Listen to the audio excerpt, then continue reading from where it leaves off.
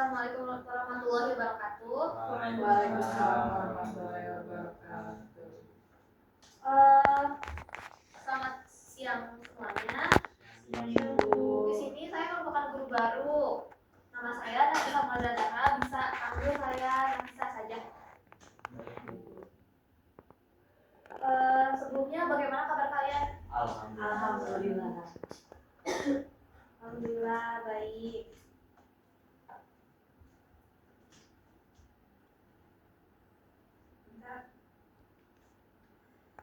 Nah, sebelum kita memulai pelajaran, baiknya kita berdoa terlebih dahulu. KM siapa? Boleh berdoa. Baik, semuanya sebelum memulai pembelajaran, alangkah baiknya kita berdoa dulu, berdoa menurut kepercayaan masing-masing, berdoa di dalam hati, di bulan. Selesai. Baik. Nah, sebelum kita memasuki materi, saya akan absen terlebih dahulu. Tolong dijawab hadir jika saya panggil namanya ya. Oke. Kira hadir. Oke. Farisha hadir. Oke. Dimas Hadir. ada yang nggak hadir nggak? Ada Ibu. Ada Alfa. Oh, Alfa mana? Terlambat kayaknya Bu, di jalan. Oh, Baca sana tadi. Baik, kita tunggu saja teman saya yang satu itu. Kalau udah masuk berarti nggak hadir. Oke. Sebenarnya di jalan.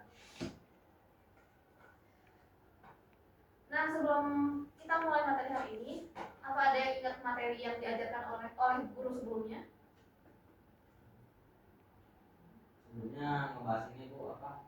Pengertian sing patung.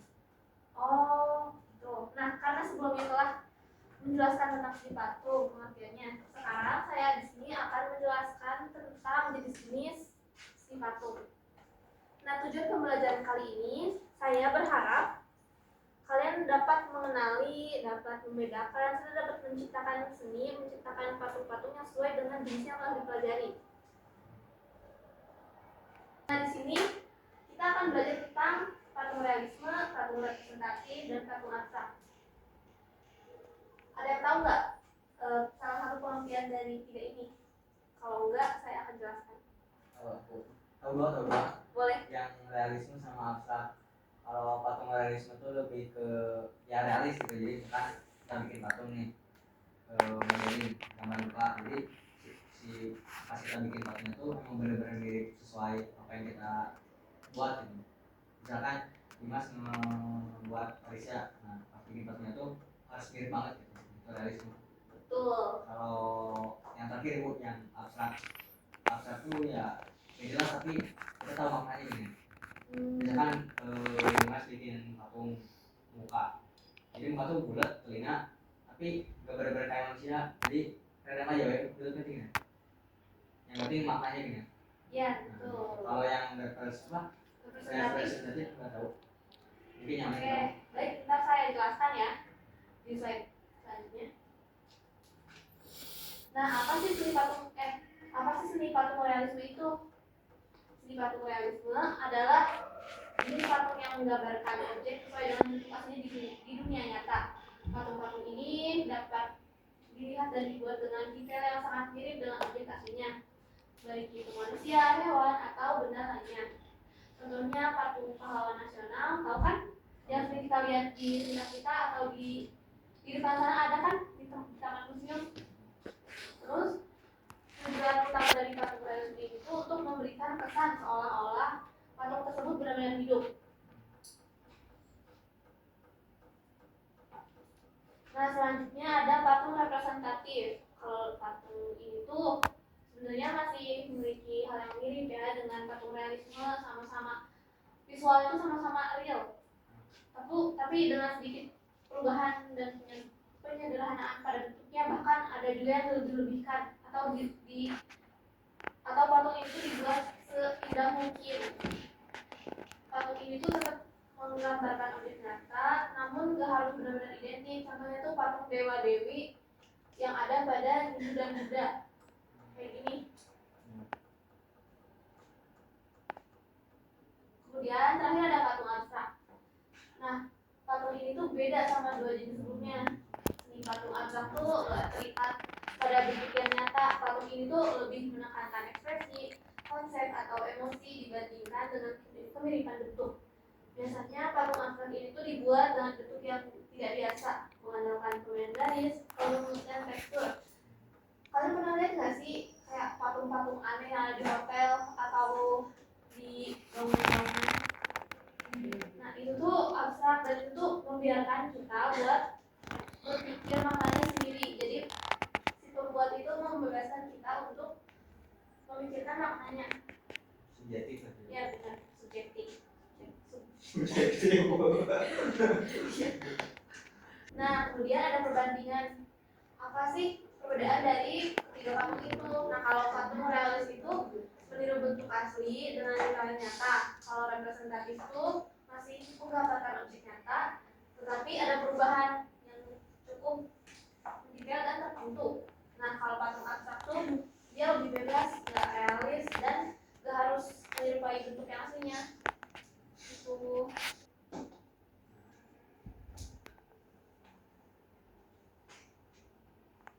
Nah sekarang kita akan bermain sedikit game.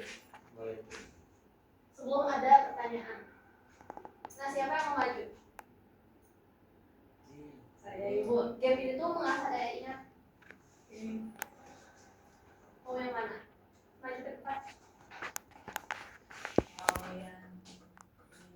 Boleh.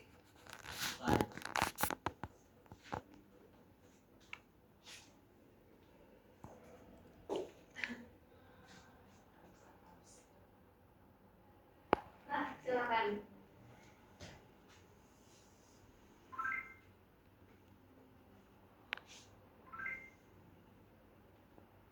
Wah,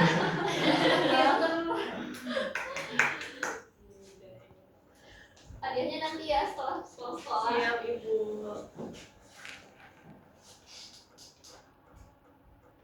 Ada yang mau nyoba game ini? Enggak. Ini tinggal mencari huruf buat bentuk kata. Dari materi yang udah diajarkan. Oke. Play ya.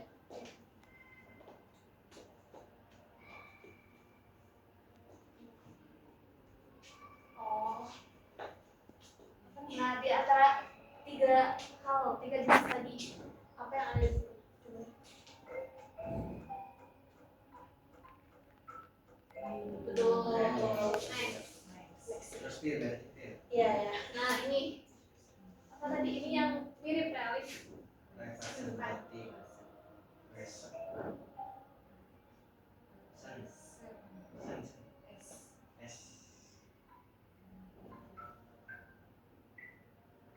Yeay. Bagi ya, dia satu lagi.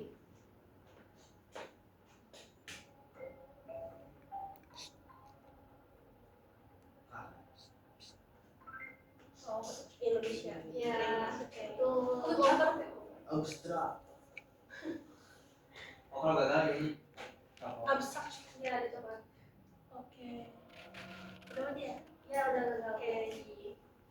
Oh gue boleh gagal. Ya, biar ini cuma ininya. Oh. Itu udah gak bisa lagi kayaknya kalau salah. Oke, terima kasih. Nggak apa-apa nanti belajar lagi kan. Oke, abstrak. Siapa yang mau ini? Satu lagi. Boleh. Udah. Tadi dulu ada ide Mas. Di mana? Iya aku biar kita. Ini. Iya. Oh, ini, Bu. Tulis. Nah, itu. Apa ini deh? Hitungan. Kata. Nah, Oh. wah. Representatif.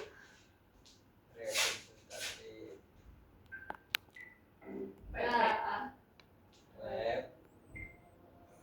Repre. R lagi. R. E. Sen. wah, satu lagi. Realisme yang gampang. Tapi ini masalah nggak ngulangin Bu? Tahu. Tadi mana caranya? Nggak tahu. Oke. Oh tetap tetap. Oh udah beres. Udah beres kan Bu? Iya. Bukan salah. Berarti benar tadi bukan salah. Oh, Udah benar udah oke. selesai. duduk lagi. Ide lagi Bu. Nah, di sini karena tadi udah main game udah asik-asikan, sekarang saya akan bertanya. Oke, di sini siapa yang masih ingat apa sih yang menjadi ciri utama dari patung realis? Ada yang mau jawab? Objeknya sesuai. Misalkan kita Iya. gambar orang harus sesuai juga. Benar-benar mirip pasti. Betul. Kemudian siapa yang tahu cara memahami makna dari patung abstrak? Saya Ibu. Mulai.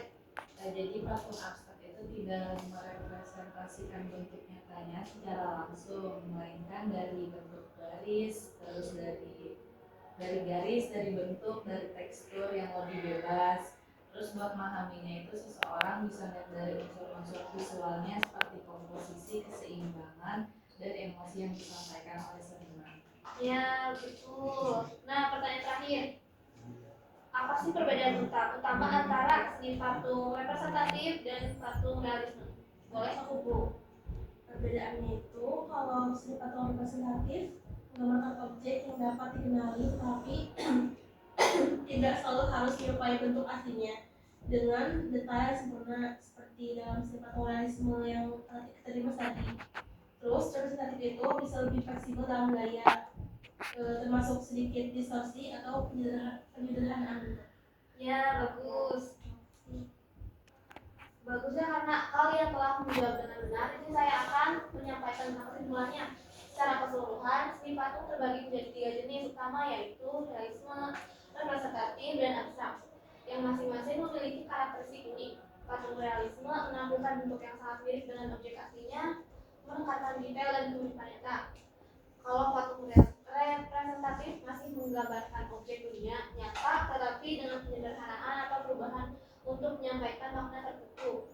Secara itu, patung abstrak lebih bebas, tidak terikat pada bentuk nyata dan lebih mengutamakan ekspresi serta interpretasi. Dengan memahami perbedaan ini, kita dapat lebih mengapresiasi seni patung sebagai bagian dari kreativitas dan ekspresi budaya manusia. Untuk perdalam pemahaman, saya akan memberikan tugas rumah. Tugasnya adalah sebutkan patung yang ada di daerah kalian masing-masing dan ditulis di Word. Nanti minggu depan dikumpulkan. Satu patung apa? Yang patung yang ada di daerah kalian masing-masing. Apa saja? Ya. Beda. Kalau patung air itu juga apa? Atau monumen yang di patung.